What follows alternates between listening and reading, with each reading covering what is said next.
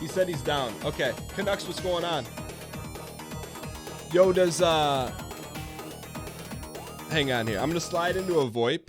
If one of the moderinos in the VoIP can slide them in. And we'll do this. I'm gonna go into we don't have a live stream one.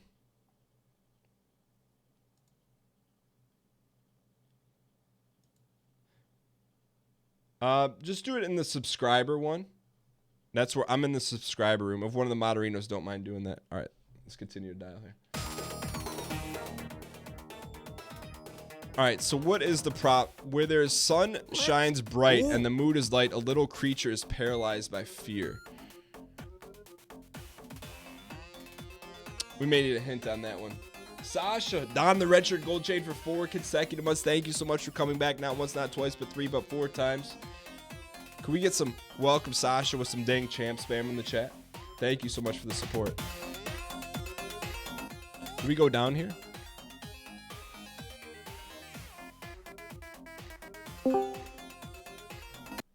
That was quick.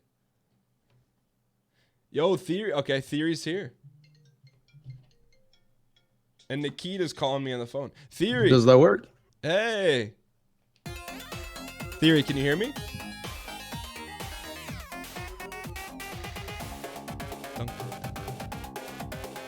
Theory, hello? Hey, can you hear me? Yeah, I can hear you. Can you hear me, Theory? Let me double check here. Theory, can you hear me? Yeah, the latency is weird though, but Wait, so I guess I'll mute Twitch. Yeah, mute Twitch. Yeah. Can you hear me here though?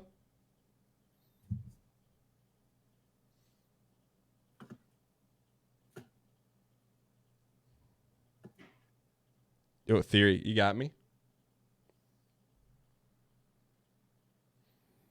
By the way, if you're not a part of our community Discord. Yep. Yo, Theory, you got me?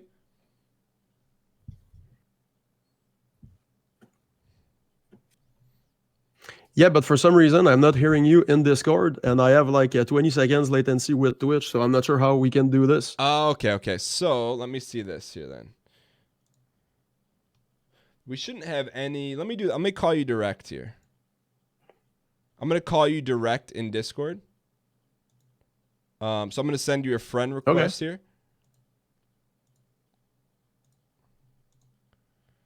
Okay, give me 1 second here.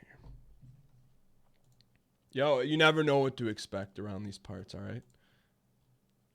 Yo, so check your friend requests and then accept me, and then let me see if I can send you something here. All right, Theory, start a voice call. Hey, Theory, Yep. Is this better?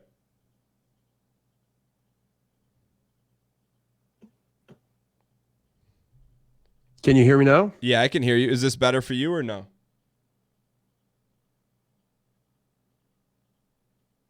I don't think it's better for him. I'm not on push. No, there's still the same latency for some reason. That's bizarre. I'm not on push talk. So you guys can see, like, when I talk, we got green screen. You know what I'm saying?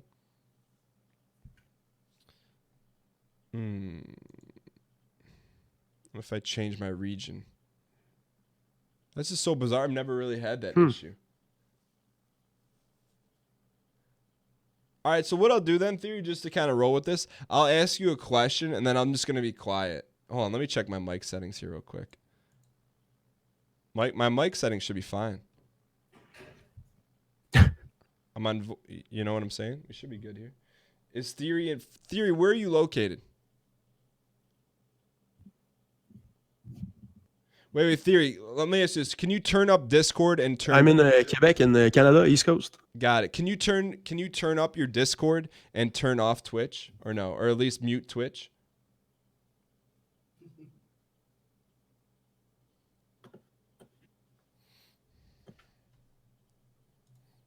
If I mute Twitch, I can't hear you talk anymore. Are you sure? But I'm not clear on why. Is you have audio set up on Discord?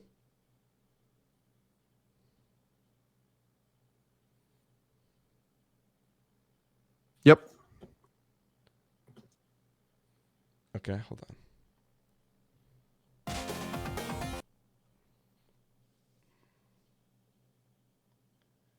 You think he's listening to the stream because audio device isn't on the right device on Discord?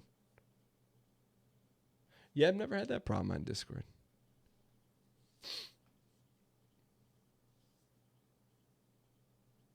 Yeah, that's why it's bizarre. I mean, I don't want to call it out and say it's on his end, but yeah, it's his audio settings. Thing is, I can't wire a regular phone call in. It's probably on my end. I'll try to figure it out. Okay. I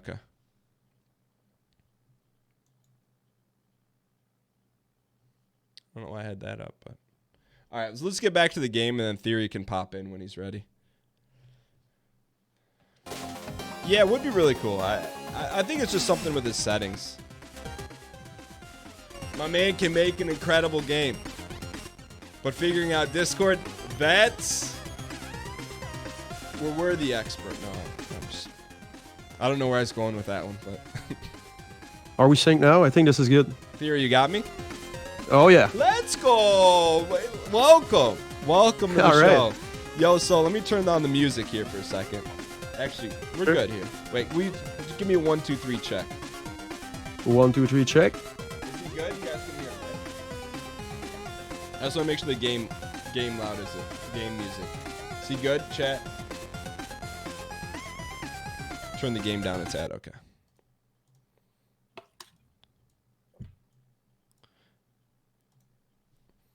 All right, Theory. First and foremost, man, thanks so much for joining on random notice. We appreciate it.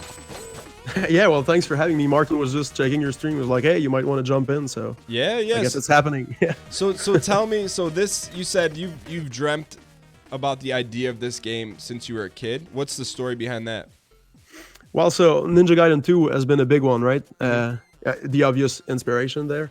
And yeah, just since elementary school, I just always had a thing for ninjas, just this hero that's just a shadow, You can really project yourself because you don't really know who's under the costume. It's not like a preposition of a very strong personality, Mm-hmm. It's just the assassin, just a function, So yeah, for me, it's always been the ideal hero. So do you remember your first exposure as a kid to like your first ninja that you saw? You're like, oh my God, this is amazing. Yeah, it was Ninja Gaiden 2 actually. So Hayabusa for me.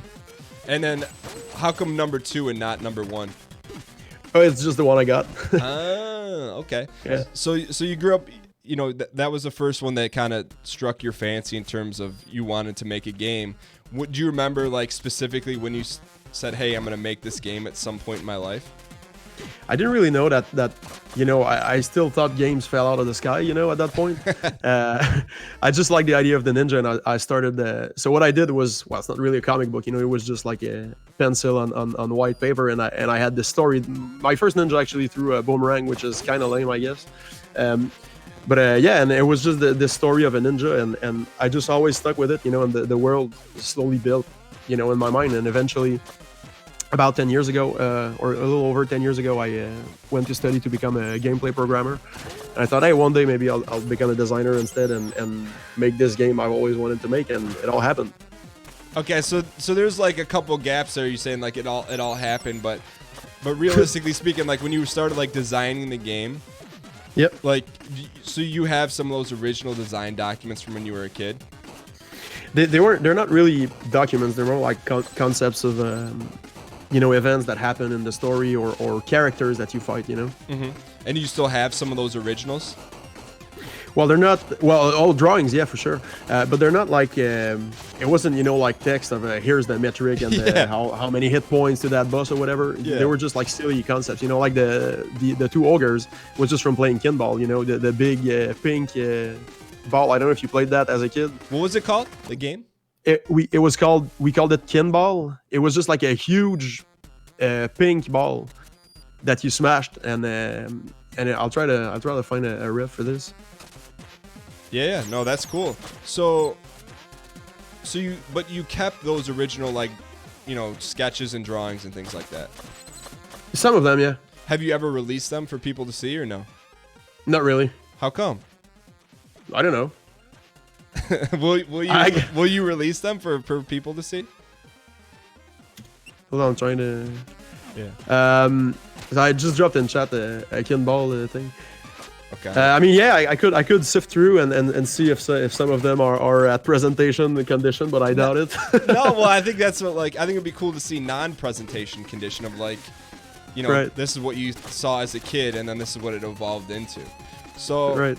all right, so you said 10 years ago, you said, hey, you want to make this thing, so you started taking classes to learn game design? Yeah, well, so it was gameplay programming specifically. Uh-huh. So then I worked as a programmer for about 8 years. On games And or then- on, like, and then we applications? started Sabotage on games, yeah. What other game, would you have worked on any games that we may be familiar with? I don't think so. I did one game that was pretty cool. It was for Lego, and also remember you know Skylanders. We Yeah. did the web world for that, like the Flash-based MMO for kids. Okay. But yeah, And so what did you specifically do on those games? so I was a lead programmer, so I would basically manage the team and interact with other, you know, like artists and client and stuff like that, and hitting milestones and whatnot. Would you do, like, specifically program it, or did you manage the programmers? Yeah, no, I would code the gameplay about maybe 80% of the time, and the rest was more of a management role. Okay. And then thinking back to when you first started taking programming classes, what was the first language you learned? Programming It language. was ActionScript 2, so it was for Flash. Okay. Yeah. And then do you remember when you first started taking programming classes, did you enjoy it, or were you like, did it take you a while to get the hang of it, or? It takes a while. It clicks at some point, or it doesn't. You know, like just the way you have to be able to think in this. I don't know if it's more abstract form or whatever, but you know, the way programming makes sense. At some point, it clicks and it all starts making sense. Like there's like 100 items you don't understand, and you just click once and you get them all at the same time. You know, so luckily it eventually happened for me. But no, other than that, for me, it's I'm not really passionate about coding. You know, it was just how I could make games, you know, because I can't draw, as you may see later. So, you know, the way I could get into games, you know, for me was to one of the crafts. I don't think you just start off as a designer. Maybe some people can, but for me, I wanted to go in through one of the crafts and get some experience, and then maybe emerge if I felt ready, you know. And so coding was the thing I thought my brain could maybe wrap itself around. So in theory, it's not like you don't necessarily love programming. No, well, I mean, I still did it full time for 8 years, you know, and so there was something to that. But for me, it was, I really feel that my calling is to entertain, you know, and so it was a way I could do that while reaching the most people, if that makes sense. Yeah, you know? So that's why I did it. But it was a tool to me. It was a means to an end. It wasn't the end, you know. Got it. So for you programmed so you could make money and work on your craft, but ultimately to lead you to a position where you could be a game designer. Does that sound fair? Yeah. Yeah, absolutely. Because as a designer, you have to call many shots, right? And you need to understand the impact of a bad call, you know. If you send the whole team, you know, and so just being on the floor and having, you know, you just make so many mistakes, especially at first. And so before I would do this production where I would care so much about the result, you know, I wanted to have all those mistakes behind me, or as many mistakes behind me as possible. Fair enough. So, okay, so we'll fast forward a little bit. So you work on some games, you become pretty proficient at programming. And then at what point did you say, okay, enough's enough, I'm done working on other people's games? Or how did that transition happen, go from like working on, you know, Skylanders and the other games to now, hey, I want to do my own thing?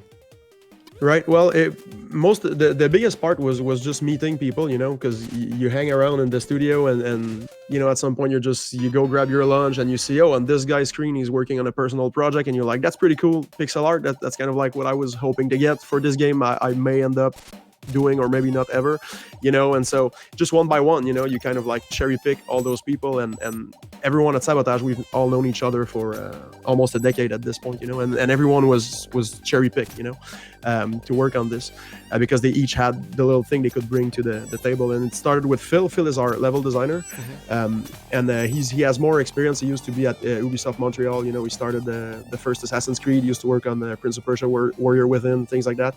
And so this guy has a lot of theoretical background, you know, and how to make a bigger game, you know. And so it started off with him and me. At night we would just play retro games at my place, you know, and we started riffing on like, you know, retro games, they have a thing to them. the kind of experience that emerges from simplicity, is kind of lost nowadays. And we were just talking about that, and we started talking about, hey, there's this ninja thing I've always had, and he was like, oh yeah, I like Ninja Gaiden as well. And we just, from that connection, we started working on the prototype together. So that was in maybe 2015, I guess. And where did you initially meet Phil at? Oh, just at the studio. Yeah, he was hired one day, and we just became fast friends. Which studio? That was Fremont in Quebec City. Okay. It was a servicing, mostly a servicing studio. It was over 300 people at that point. And then what did you guys work on a game together, or was this just someone that you had met? What game did you guys previously work on together? On Skylanders, we worked together. Okay. Yep. That was it's the biggest one we did together. So basically you guys became friends. You saw that he was talented. You guys had this similar view for this game. Yep. And so did you tell him, hey, like, I've had this idea since, I was a little kid to make this game? Basically, yeah. And we just... Yeah, go ahead. Well, I was going to say it also came from, just having the same grievances, about the realities of a bigger studio or a servicing-based studio. This idea of like, hey, we'd like to work on a game we care to play, and we're not on marketing budget or whatever. It's really making the game is the end itself, and not just a support product for something else or whatever, and just this longing for feeling kind of like recapturing that passion, and also the vibe that we want to have in the studio that you can only have if you're smaller and if you're independent, and from that, it was just the dream, it's not just to put this game out, but it's also the everyday at Sabotage, we created this place, so it's really our own, and every day is a delight, so that was the idea. That's awesome. So because I want to talk about that in a second, but all right, so you two sit down and you said, all right, hey, we want to make this game, but you're both working at the studio. So when did it go from, hey, we want to make this game, to, hey, we're leaving this studio and we're gonna make this game? Or did you guys work on this on the side at first? So for about, I would say around 8 months, we would just do that during evenings and on the weekend. Okay. So Phil also has a background as an illustrator, so he would do like stick figures and placeholder art for our levels, and also level design. And I would code and approach game design or try to emerge into that role. And we did that just on our free time for about 8 months. And then when it really became real is when Sylvain, our coder, told me that Rainbow Dragon Eyes, his name is Eric, was touring and he was hitting our city. And so I went to meet him after his set, and I was like, hey, you want to make a retro game? And it basically took 30 seconds. He was like, yeah, I'm in.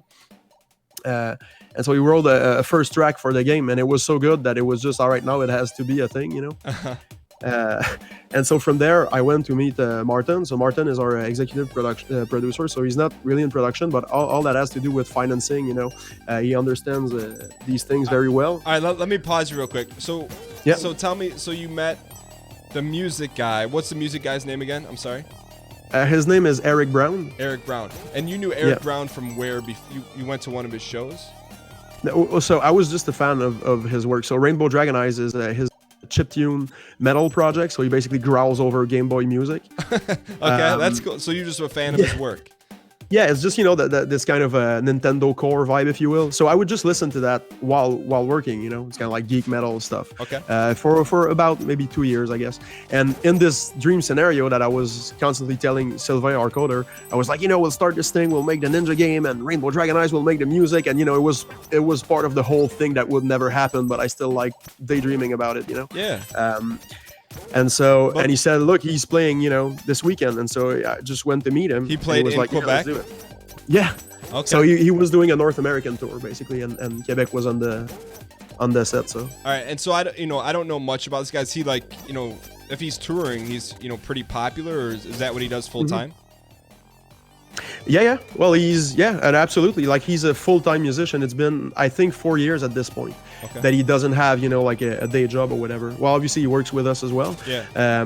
But yeah, he's always touring. I mean, I want to say almost constantly, but I remember 2016, I think, is the year where he's probably been home only like 2 months or something like that. Like, there was always something going on, Okay. Because he'll do events with us, sometimes we're at PAX, sometimes he comes over for a week or two every year as well, so that we work together a bit more extensively, All right, so let me ask you this. So the way you described his music, you said it's kind of growling over like Game Boy music.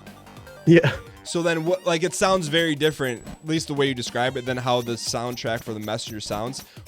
What made you think he could make bangers that would fit your game? So I would recommend to anyone who just wants to look into him, I would recommend the song The Plank. This one, it gives a good idea. I think it's a good like average of what he does, you know, and where he goes. And it's really like chiptune meets metal. And as I was listening to his music, definitely this guy knows how to do something catchy, you know. And I just thought while listening to his stuff that what was going on in the background behind the lyrics would just work perfectly for a game. Okay. So you had the vision like he would be perfect. So you go to the show, and like how many people are at his shows? It looked like 120 maybe. Okay. So you go to the show, and then did you go to just enjoy it, or did you go with the thought in mind you're going to approach him and ask him? Oh, it really was. Well, it was both, right? So it was with the Dread Crew of Oddwood, which was a pirate acoustic band. And he was playing drums there, and I just thought, you know, if I'm lucky, I'll get to either go backstage or try to grab him if he gets off stage after his set. And he just got off stage right away, and I said, hey, I'm a big fan of Rainbow Dragon Eyes. He gave me a double high five, and I said, look, I've been a game developer for like 8 years, and now we're trying to maybe eventually start a thing. We want to make a retro ninja game, and he cut me off. He said, yes, I'll make your music. And I was like, wow, that was easy, you know.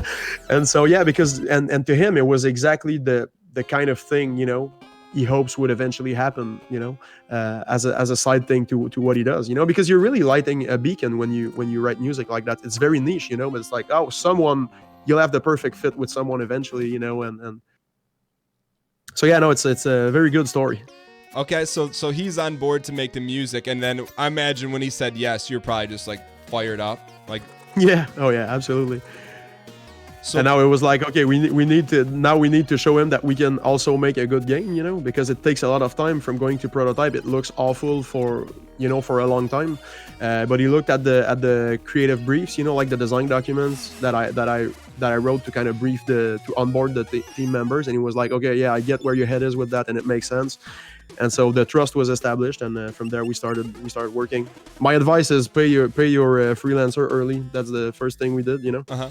Is write a first track, and I'll overpay this first track so that you know it's serious, you know. And then good faith has been there. It's been 4 years now, I guess. What was the first track that he wrote for the game? It was the Autumn Hills. Oh, so the quintessential like theme banger. Yeah, the one with the we call it the balloon, yeah. So when he sent that over, were you just like, this is it? I mean, like, was there any? Oh yeah. So you know you made the right move right off the bat. Absolutely, yeah. I mean, but that's one area in the game where I didn't have any like concern at all. I knew like he was the one guy, you know. You gave me access to anyone ever, it would still have been him, you know. So he literally first pick and first guy I wanted to approach. Like until he said no, there would be no plan B, you know. And he said yes. So that's awesome. All right, so fast forward a little bit. So now you have your one of your artists. You're the programmer. You got the music. What was the next big step in getting the game made? You said you met Martin, or you reached out to Martin? Well, yeah, so it was to actually work on it full time, you know, and to be able to get a whole team, because I wanted to do game design and writing, you know, because I did all the writing for the game. So that takes time as well, and I knew I couldn't code like more than maybe 30% of my time, so we needed to be able to have Sylvain, our lead programmer. But then, you know, it became this thing of we won't just do this game at night and over the weekend. We want to be really serious and actually put something out there that you know, genuine players will enjoy, not just like a few friends are like, yeah, it's kind of neat, you know. And so getting it funded, you know, and starting the company and all of that. And so I reached out to Martin, who was also a good friend, and Martin was an executive producer at the studio I used to work for, and so he knows the ins and outs of like, you know, funding and the follow-ups of you know, all this layer of like studio management outside of like the business production side of of actually things. Making the game. Yeah. Okay. Exactly. And you know, marketing and the savvy of like, hey, we're going to PAX, so do we want a booth this size or that size, and who do we meet there, and recognizing the press people, and, you know, all of that. I had none of that. I just knew the being on the floor and managing production, you know. And so I reached out and I wanted his opinion on like, do you think this prototype, like, do you see the vision, and do you think it has any market value, you know? does it make sense, or am I just having fun with my own pet project here, you know?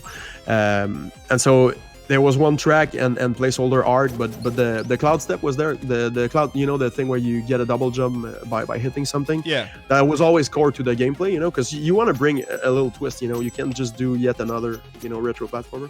And so basically he filled it out a little bit, and he was like, yeah, this works.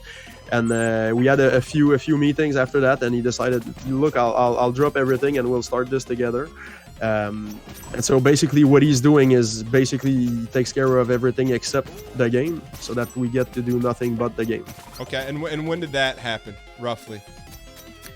So the company was founded in April 2016. So probably like February or March, I'm not sure, but would be around when we had those discussions.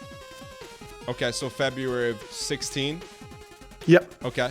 So February 16 comes, and then do you give yourself a timeline or a deadline to get this thing done, or how did you approach that? Not really. It was just that from that point on, it was we would do our best effort full time to get it funded, and that was the only guideline that we followed, you know. And when you say get it funded, that meant you get with a publisher who's going to front the cost, just the dev cost to get this done. So it wasn't a publisher. At first, we needed funds to even have something to show a publisher, you know. Okay. So because we signed with Devolver, it's been roughly a year, probably exactly next week, I think. So before that, it was through the CMF, so the Canada Media Fund. And it's a government fund, it's a culture fund, sorry. So you can just pitch your project to them, and if they're feeling it, they'll fund up to 50% of your estimated production costs. And so we got money through that. Okay, and then did you have to pay any of that back, or that was just to promote development in Canada? We had to come up with the other 50%. Okay, no, that's cool. And also they have they get rev share basically on the game. That's smart. But it's good, right? Because you kind of like, there's no strings attached. Like if your game fails, it's kind of on them. You know, they evaluated that it should have done good, and so there's no real risk other than the other half of the investment. But then the rev share, you know, builds the envelope to then fund other ideas, you know, so it feeds back into the culture. So I'm kind of happy with that, you know? Yeah. Okay. So, all right. So you get it. So if Canada funded 50% of it, where did the other 50% come from? It was a big personal loan, savings, and we also did some work a bit of work in servicing, you know, Oddworld. Yeah. So we're friends with the Oddworld folks, and so we provided engineering for their upcoming game. So we did that for a while. So you took like a contract. It helped bootstrap the yeah. So at first we would work on Messenger only like 1 day a week, and the other 4 days, Sylvain is our coder. We worked engineering on Oddworld. Okay. So you believed in it strongly enough where you're like, hey, I'm putting my own money up, or essentially taking a loan and. Oh yeah. Okay. Yeah. So you put yourself out there to do that, and then so you get the rest of the money. Where does the Devolver come into play on this?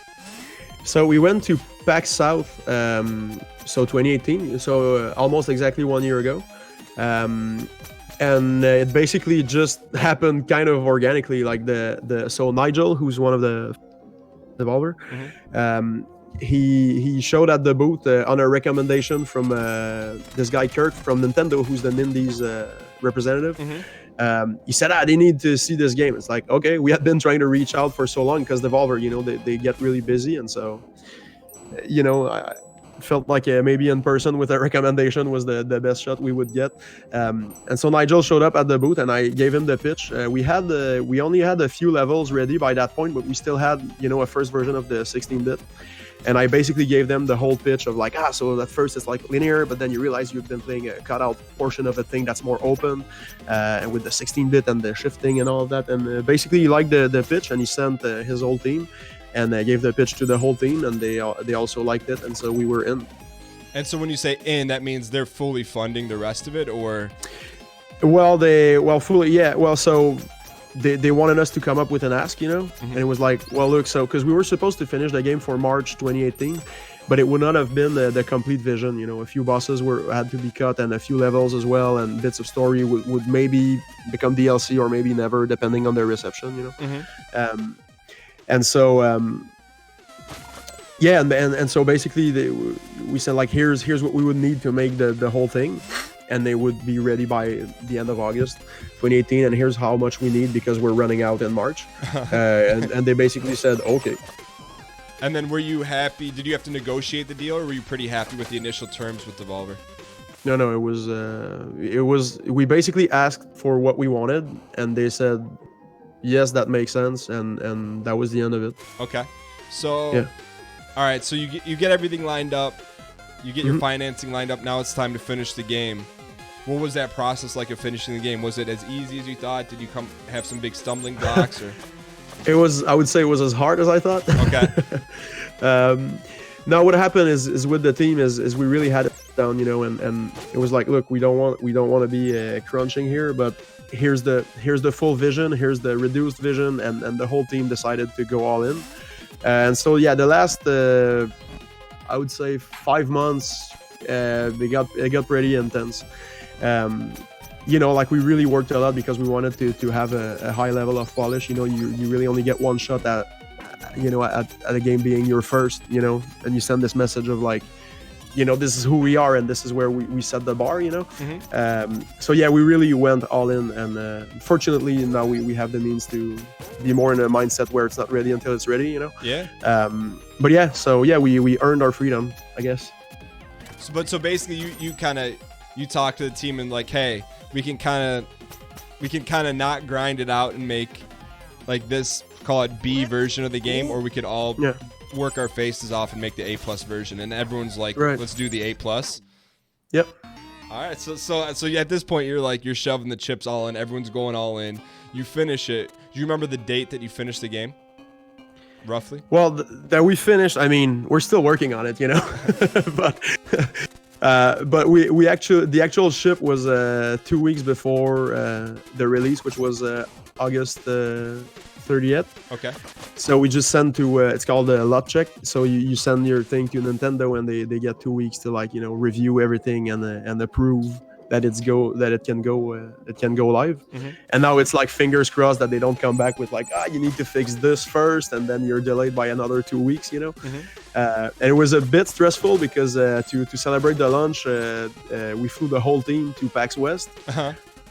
So and Rainbow Dragon Eyes played at the Hard Rock Cafe. He played a show there to celebrate the launch and everything. And so it was like, if there's an issue, because the game launched and we were all on the West Coast just partying, and so it was like, if there's something major, we would have been able to solve it, but we were kind of like hoping nothing would happen, and everything was fine.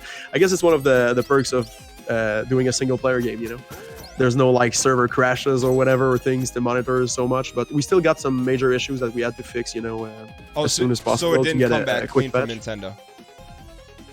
Oh, it did come back fine. So it all came through with no issues. Okay. So then, what was the date of the launch? It was August 30th. Okay. So it was during PAX West. Okay, so during PAX West, you release.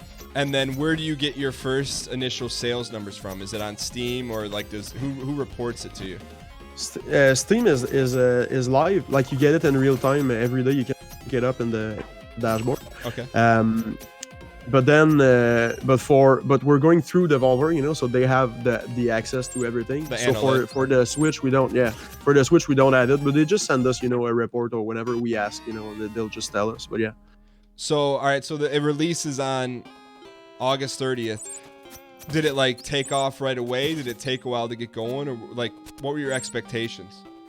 It was hard to have expectations because we don't really have Steam Spy anymore, so we can't really compare to similar games.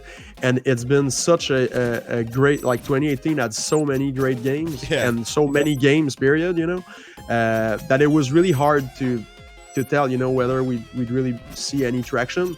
It all came down to, it was as good as we could make it, and so we would just see what happened.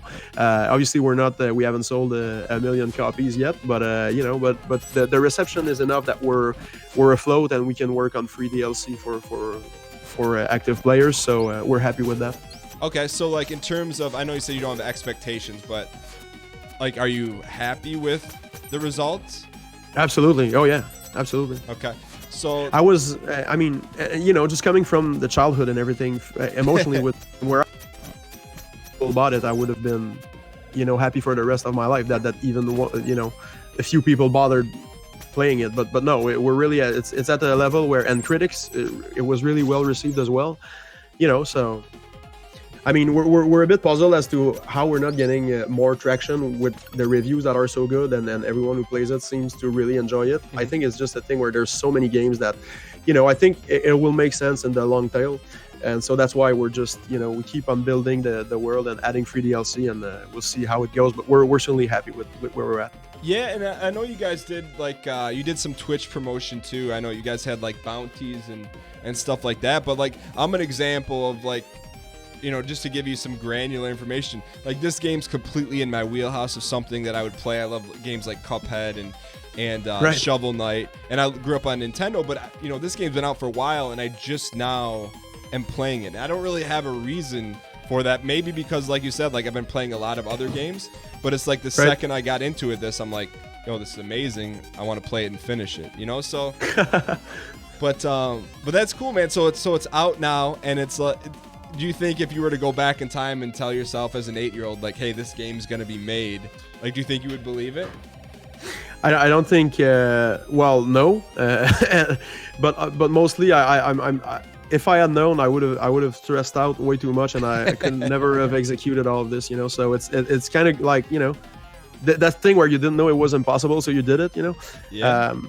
So yeah, no, it was just one step at a time, and it never really felt like it would actually be a thing. Even a few weeks after the launch, I was like, did we actually do it with all the hurdles of like funding and finding the people and convincing them, like, you have kids, quit your job, we'll pay you, it'll be fine. It's like, oh man, there were so many moments like these. But now, so again, like I said, it's not millions of copies, and we're not racing with our yachts, but like we're afloat, and this is just great. I get to hang out with the team every day, and we have the work atmosphere that we wanted, and so yeah, no complaints. So basically, you're living your dream right now. Absolutely, yeah. That's awesome. Was there anything along the way in the development that you're like, this could sink the entire game? If like, did you run into any like earth-shattering problems, or did you just kind of work your way through everything that came by? There was always something, it's like this David Bowie, what you'll do next, but it won't, like the so many times it could have failed, and we just always kept going with what seemed to make the most sense. So I mean, I guess luck played a big part, but you show up a million times, and statistically it's gonna happen. See, I disagree with you calling it luck. I mean, you sound like you've been extremely persistent. You took a long road. You did everything it had to take. Like, we could paint a different picture of you, like quitting your job to make the prototype and do nothing but that, and then you go to fall back. You have nothing to fall back on. It sounds like you were smart and diligent in how you built it. So when people say it's luck, I just disagree with that, because I mean, you sound so driven. And it sounded like no matter what problem came up in the development of this game, you were going to find some kind of answer. Whether it was, you had to come up with 50% of funding, you put your neck on the line, raise the money. You know what I mean? So that's why, I would disagree with that, but I'm fired up that you made the game. It's amazing. So my question for you is, so now you have this studio of, people that you really like, your friends in the industry. You put your first game out. What's next for you? Well, at the moment we're working on free DLC for the game, and we also started, R&D, like research and development, like very early prototype for the next big thing. But that's still, at least a couple years before it's even announced. So, but yeah, we're still the whole team is always on board. We'll always make games that combine retro aesthetics with modernized game design. And there's more where that came from, that's for sure. That's awesome. So for you to say it's a couple years away, like, do you have like a timeline for, all right, hey, you're going to spend this much time on the messenger and then it's shifting gears, or is it you're working on both consistently? We're still kind of finding our pace with all of that, because we can kind of like afford to do both, but we really want to keep the messenger alive, because the story isn't complete yet, But yeah, so I mean, I would tell you if I knew, but I still don't really know. We're still Yeah. trying to find our pace here, of like, let's put a bit of time on that and let's keep going here, drafting some milestones. But that's still not 100% defined. Yeah, no, it's like you don't know how to run a game studio or your own game studio because you're figuring it out on the fly. That's cool. So let me ask this final question on the messenger. Is outside the DLC, is the game exactly how you wanted it and or envisioned it? The answer to that is always no. But Why is it always no? Well, there's no way something is going to be exactly the way you wanted it. Like there's a lot of things that I would change or polish or tweak. But the main thing I'm really happy with is how everyone on the team clearly have a place in the final product. They each really showed up and they took ownership. And it's kind of like the whole team's interpretation of the idea. It's not just me, my thing, my whole thing, making every single call of every pixel and every note, Yeah. So that's what I like, is how everyone, they would listen to what I wanted to create as an experience, and they would make it their own and find their own way of conveying that same thing. And really often in production, I was like, yeah, this is even better than what I was trying to say, whatever. And so I love how it became this community thing that we did instead of just, me driving. Yeah, it sounds like you didn't micromanage it. It was like a collaborative effort. Speaking of that, what was like one thing that was brought to you by someone on the team that you're like, oh my gosh, this, like, I don't want you to call out like saying this recommendation was better than another, but like, was there anything that came from someone on the team that just kind of blew your mind? There's dozens, if not hundreds. Yeah, give me a couple. Probably my favorite is the muffing the music underwater. Yeah. Eric just did that. He was like, guys, I need filters. It's like, okay, we'll give you filters. And like, wow, that's so cool, Yeah, I mean, I would like when that hits you for the first time playing the game. I can think back to my reaction and everyone, watching it. It was like, to me, that was like an indication of what to expect in the rest of the game. If like that's the detail in this game, it just kind of sets like your excitement level for the rest of the game. And I think a lot of people saw like things like that in the game and the care that you put into the game, which separates it from, because there's, like you said, there's a lot out there to play. Yeah. No, so that's the thing, and the main guideline was always like we do it the best we can, and then we redo it 8 times, and that's true for almost everything in the game, So that's how you get those results, Well, that's where we were happy with it. Yeah. That's cool. So I haven't beaten the game yet. I'm currently playing it even as we're talking. So in terms of I don't know how the story ends or anything like that, but in terms of DLC, like, it sounds like you're at the pace now where you can release it whenever the heck you want. Like, you're not under any kind of crunch to do it? Not really, but we still wrote down dates that made sense because we want to keep this alive. We know people won't just stay and replay the main quest forever. Yeah. So it has to freshen up, sooner than later. But yeah, we're on it, and we like how it's shaping up so far. Have you given like any sort of rough window out to the public yet about when to expect it? We don't have we didn't announce like this day it's coming out, but we want to look at like end of spring or early summer at the latest. Okay, so you're talking like somewhere around 9 months, more or less, maybe sooner than that. Yeah, probably a bit sooner than that. Yeah. Okay. Maybe 6. Very cool.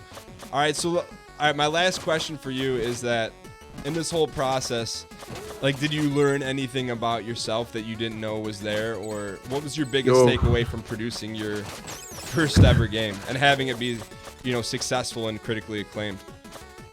Well, the main thing for me was it was my first gig as a writer, and I did it in a second language, so I didn't know that it would be any good, and so some critics touched on the writing and how they liked it, so that was a good validation, because that was the thing for me. I've always wanted to be a designer, and I would tell my employer, and they'd be like, "No, you're a programmer, and we like you there," and so it's kind of like when we got the 10 out of 10 from Destructed, I was like, okay, now I can maybe I'm a designer, and I can get back to work instead of always feeling like an imposter, So definitely like this sort of validation of like it seems like the whole world is like, yes, please make another game, you guys. Yeah. It's good because there's so much stress and hard work that to be validated in the end was quite the catharsis. Yeah, and I'd say like most of the time, at least just from this one player's perspective, I'm like, if I got to read a lot of text in a game, like 9 times out of 10, it's not funny. Like, it's just not. I think it's a hard thing to do.